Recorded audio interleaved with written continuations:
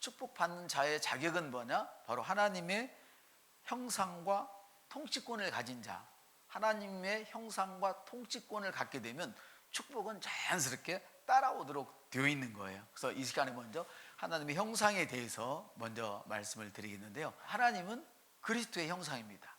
아멘. 하나님을 보려면 누구를 보면 돼요? 예수님을 보면 돼요. 아멘. 예수님을 보려면 누구를 보면 됩니까? 여러분을 보면 되죠. 그래서 성경은 이렇게 얘기해요. 그리스도는 하나님의 형상이니, 그는 보이지 않는 분이에요. 보이지 않는 하나님의 형상이세요. 이 하나님의 보이지 않는 형상은 하나님의 광채예요. 하나님의 광채, 하나님의 빛, 하나님의 그 영광이란 그런 의미죠. 사람은 그리스도의 형상을 따라서 만들어졌어요. 할렐루야. 사람은 그리스도의 형상을 따라 만들어졌습니다. 그래서 창세기는 이렇게 말씀하시죠. 우리가 우리의 형상을 따라 우리의 모양대로 사람을 만들고 하나님의 형상대로 사람을 창조하셨다. 그래서 아담을 만드셨는데 아담은 누구예요? 그리스도의 예표예요. 예표라는 말은 모형이에요. 아담은 예수님의 모형으로 만들어졌어요. 그래서 로마서에 보니까 아담은 오실자의 모형이라 이렇게 얘기를 했는데요. 먼저 장갑을 한번 제가 그대로 두시면 돼요. 장갑을 예를 들면 이거예요. 아담은 오실자의 모형이라고 말씀하시는데 장갑을 가져와야 되는데, 이럴 때는 장갑을 끼웠다고 생각을 한번 해봅시다. 그러면 장갑은 무엇을 따라서 만들어졌습니까? 손가락을 따라서 만들어졌어요. 그래서 장갑을 끼면 안에 손가락은 안 보이잖아요. 그렇지만 장갑이 움직이는 때 저 사람이 지금 엄지손가락을 구부렸네, 이걸 알 수 있는 거예요. 이게 바로 모형이라는 거예요. 예표라는 거예요. 아시겠죠? 장갑을 끼고 있으면 실제로 손은 보이지 않지만 손이 움직이는 거를 장갑을 보고 알 수 있어요. 예수님은 여러분 눈에 보이지 않지만 여러분이 움직임을 보면 예수님을 볼 수 있어요. 여러분의 움직임을 보면 하나님이 보이지 않지만 여러분이 어떻게 사는 모습을 보면 하나님을 볼 수 있어요. 옆 사람한테 하나님을 보시려면 저를 보십시오. 할렐루야. 이렇게 되는 거예요. 아멘. 그래서 장갑은 뭐냐면 손을 담기에 최적화되어 있어야 돼요. 그래서 엄지손가락은 좀 굵고 작고, 요 손가락은 가늘고 작고. 근데 요 손가락이 뭐예요? 요거를 중지를 가늘고 작게 만들고 요거를 가늘고 길게 만들면 어떻게 돼서 이 손이 작동을 제대로 못 하겠죠. 그래서 장갑은 뭐냐면 손을 담기에 최적화가 되어 있는 게 아주 훌륭한 장갑이에요. 장갑은 손을 담는 그릇이에요. 그러면 사람은 무엇일까요? 사람은 하나님의 무엇을 담는 그릇일까요? 사람은 무엇을 담는 그릇인데 진흙 한 덩어리로 하나님께서 귀 쓸 것을 만드셨어요. 하나님은 여러분을 귀하게 쓰시려고 진흙 한 덩어리로 만드셨어요. 귀 쓰려면 금덩어리를 만들지. 금은 하늘의 비를 받아들일 수가 없단 말이에요. 금은 이해되시죠? 진흙으로 만들어야 하늘의 비를 받아들일 수가 있거든요. 성령의 이슬에 젖을 수 있거든요. 할렐루야. 그래서 하나님은 여러분을 귀 쓰는 그릇으로 만드셨어요. 아멘. 왜 하나님이 귀 쓰는 그릇으로 만드셨을까? 여러분은 영광을 받기로 예비하신 긍휼의 그릇이에요. 영광을 받기로 선택된 긍휼의 그릇, 영광을 받기로 선택되어진 긍휼의 그릇이에요. 그러니까 우리가 뭘로 만들어졌다고 그랬죠? 흙으로 만들어졌어요. 우리는 연약하단 말이에요. 그래서 하나님이 우리에게 긍휼을 베풀어 주시지 않으면 한 사람도 살아나갈 사람이 없단 말이에요. 하나님이 우리를 불쌍히 여기시는 거예요. 우리 이웃이 우리를 불쌍히 여기면 여러분은 비참한 사람 되는 거예요. 여러분의 직장 상사가 여러분을 불쌍히 여기면 사실은 여러분은 비참한 사람이에요. 호의를 입어야지. 비참하게 여기면 안 된단 말이에요.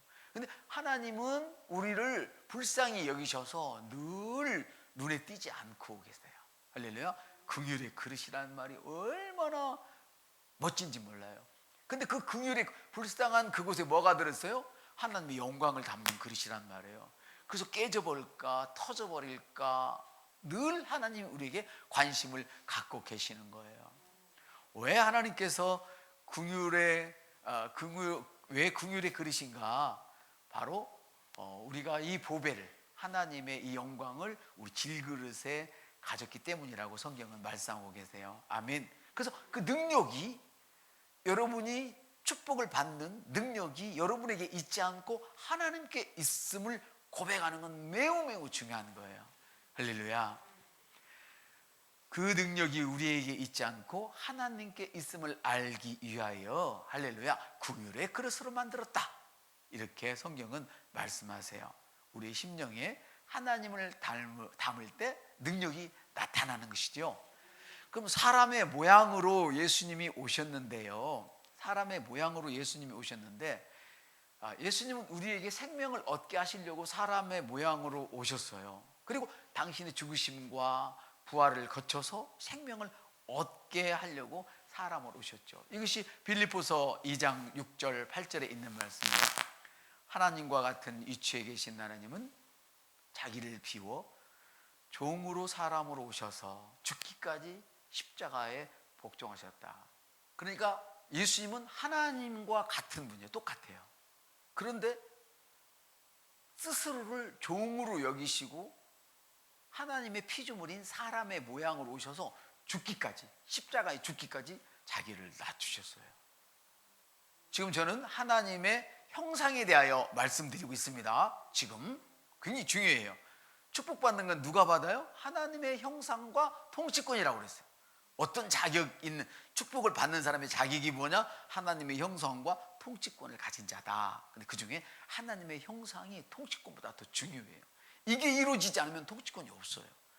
이게 형상이 이루어지면 통치권은 저절로 생기고, 통치권이 생기면 축복은 비례해서 나타나는 거예요. 할렐루야. 그래서 제가 계속해서 하나님의 형상에 대한 말씀을 이야기하는 거예요. 그리고 빌립보서 2장 9절로 11절에 보면 그렇게 했더니 하나님과 같이 여기지 않고 자기를 종으로 여기고 하나님의 신복이 되고 죽기까지 복종했더니 그를 모든 이름에 뛰어난 이름을 주사 그 이름 앞에 모든 만물이 무릎을 꿇게 하셨다. 이게 통치권. 하나님의 형상은 뭐예요?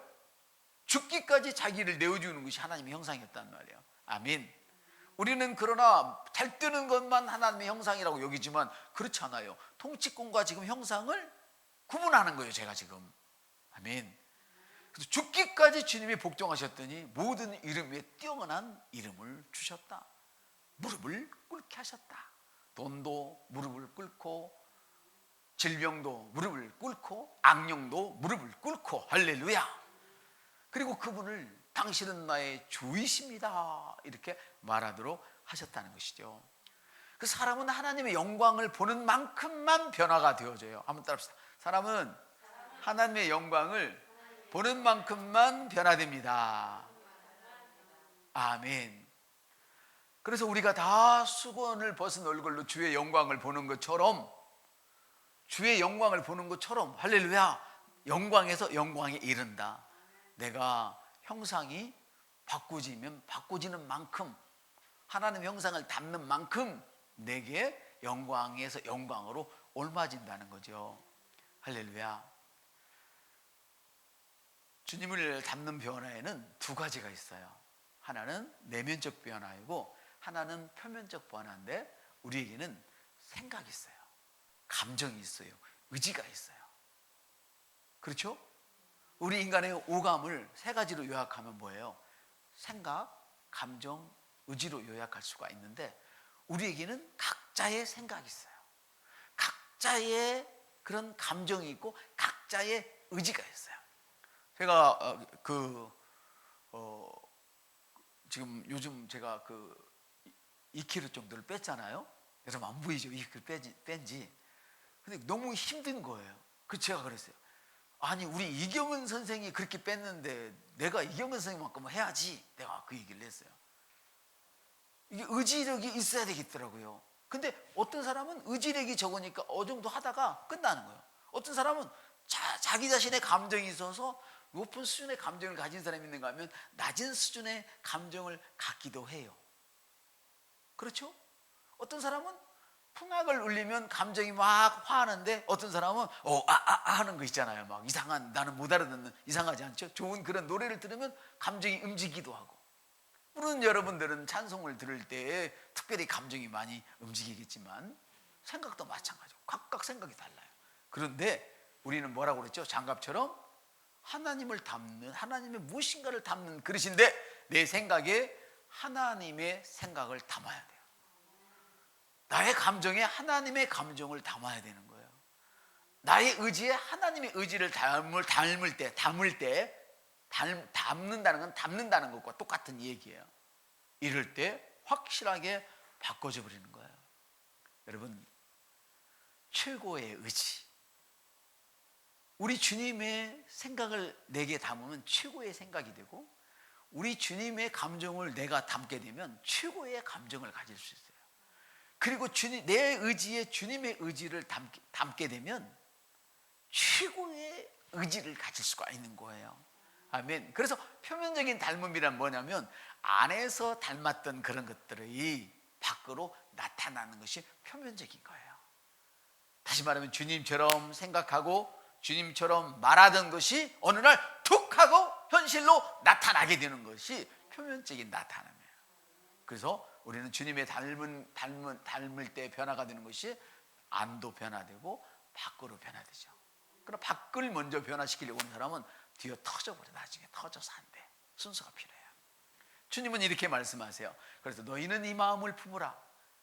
따라합시다. 너희는 이 마음을 품으라. 어떤 마음? 그리스도 예수의 마음을 품으라는 것이죠. 아멘. 그러므로 나의 생각을 그리스도의 생각으로, 나의 감정을 그리스도의 감정으로, 나의 의지를 그리스도의 의지를 담는 그릇으로 사용하는 거예요. 아멘. 장갑은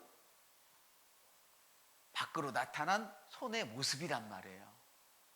장갑이 움직이는 게 따라서 손이 어떻게 움직이를 알아요. 장갑이 정교할수록 손가락의 움직임을 포착하기가 쉽죠. 여러분, 커다란 불짓기를 잡는 그런 장갑을 가지고 그릇을 닦는다고 생각해보면 다 깨져버릴 거예요. 그래서 그릇을 할 때는 어떻게 해요? 아주 얇은 거, 손과 일치되어지는 그런 장갑을 끼잖아요. 그럴수록 쉽잖아요. 아멘. 그래서 여러분은 이제 그 축복을 받는 그 자격이 뭘까? 아까 말씀드린 것처럼 제목 읽어봐. 시작. 하나님의 형상과 통치권이란 말이에요. 그래서 이 하나님의 형상과 통치권은 비례해요. 그래서 축복을 받으려면 먼저 하나님의 형상이 회복되어야 돼. 나는 영이며 혼을 가지고 있고 몸을 갖고 있어. 나는 영이며 혼을 가지고 있고 뭐예요? 몸 안에 살고 있고. 그래서 내 영은 하나님의 형상을 받았지만, 할렐루야, 여러분의 혼과 몸이 이제 회복되어야 되는 거예요. 그건 우리의 책임이다. 이거를 신학적으로는 성화다, 이렇게 얘기를 한다고 말씀을 드렸죠. 그래서 하나님의 형상과 통치권이 나타나는 만큼 축복은 반드시 뒤에 따라와요. 이것이 바로 창세기 14장에 나와 있는 그 아브라함을 향한 소돔 왕과 그리고 그 멜기세덱의 이야기예요. 아브라함이 창세기 14장에 보면 아브라함이 조카 룻을 구하기 위해서 적들을 쳐부수고 돌아올 때 소돔 왕이 나왔어요. 왕이 나왔어요. 그리고 또 나와서 아브라함을 영접하는데 또 한 사람이 나오는데 그 사람은 누구냐면 지극히 높은 하나님의 제사장, 할렐루야, 살림왕 멜기세덱이 나왔어요. 아멘. 그래서 소돔 왕이 나왔고 한 사람은 살렘 왕이 나왔는데 살렘 왕은 하나님의 제사장 멜기세덱인데 왕과 제사장은 떨어지면 안 돼요. 붙어 있어야 돼요. 그 성경은 너는 거룩한 백성이요 누구? 왕 같은 제사장이라 그런 거예요. 이 제사장은 하나님의 형상을 담는 그릇이에요. 바로 교회 먹지 못한 사람을 하나님을 만나게 하는 것이죠. 변화하지 않는 우리를 하나님을 만나게 하는, 할렐루야, 죄인을 하나님을 만나게 하는 제사장의 역할이에요. 할렐루야. 그리고 다스리는 게 누구예요? 왕이란 말이죠. 할렐루야. 그래서 떡과 포도주를 나와서 아브라함에게 복 주길 원합니다. 그리고 축복을 했어요. 여기서 아브라함이 롯을 구한 것은 세상을 구한 거예요. 세상을 구한 거라고요. 이후에도 보면 하나님께서 소돔과 고모라를 멸망시키자고 할 때 아브라함이 멸망시키지 말아주세요, 말아주세요, 10명부터 시작해서 50명까지 계속 중보하잖아요. 세상을 구하는 거예요. 할렐루야. 이게 누구예요? 하나님의 형상을 가진 사람은 세상을 구하기 위해서 자기를 드리는 사람이에요. 세상을 구한다는 뜻은 뭐예요? 바로 교회를 세우는 것이 세상을 구하는 거예요. 세상은 교회를 통해서 구원받아요 이제. 아멘.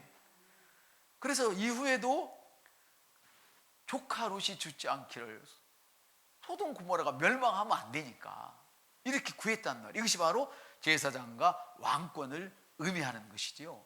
그래서 축복을 나타내려면 제사장과 왕권을 나타내는데, 반드시 무엇보다도 교회가 축복을 나타내면 우리 교회에서 제사장 역할이 드러나야 되고 왕권이 드러나야 되는 거예요. 다시 한번 말씀을 드리자면 제사장직이란 지금까지 말씀드렸던 하나님의 형상과 관계된 것들이고, 그 하나님의 형상이 우리 속에서 자리 잡아서 우리의 레마를 통해서 튕겨져 나올 때 왕권이 가동되는 거예요. 그러면 하나님의 형상과 제사장권이 딱 회복되면 그때부터는 어떻게 해요? 축복이 비례해서 온다는 거예요. 그래서 목사가 기도하는 건 뭐겠어요? 성도를 위해서 기도하지만 무조건 하나님 막 주세요 주세요 이렇게 기도 못해요. 왜냐하면 큰일 나는 거거든요. 그래서 먼저 하나님의 형상이 회복되도록 저는 그 기도를 하는 거예요. 그럼 왕권은 자연스럽게 나와요. 왜? 그의 생각을 통해서, 말을 통해서, 입술을 통해서 그렇게 되어지면 나중에는 그런 역사가 툭툭 튀고 일어나는 것이죠. 아멘. 따라합시다. 하나님의 형상이 회복되면 통치권이 따라오고 축복이 저절로 나타난다. 이것이 바로 창세기에서 말하는 생육하라, 번성하라, 땅에 충만하라. 아멘. 이 이야기를 하는 거예요. 아멘. 이것이 복인 것을 믿습니다.